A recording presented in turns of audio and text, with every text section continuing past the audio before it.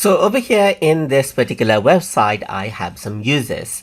So if I were to go around onto the users and then go to the all user section, then you can see the three users right here. I'm the admin, there's an editor and a contributor. So let's say I want to go ahead and change around a user role. In that case, you can simply go around onto a user and you can see that right now the role for this user is an editor. If I want to go ahead and change it, simply click right here and then you can go ahead and change it out into an administrator, an author, or contributor. Let's say I want to change this user to an administrator, and this is what I can do.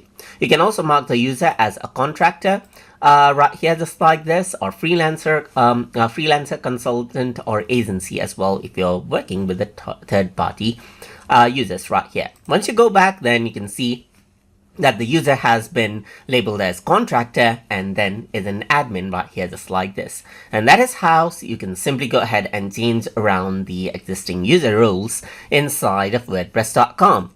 So I hope you guys learned something as always. And as always, please like, comment, share, and subscribe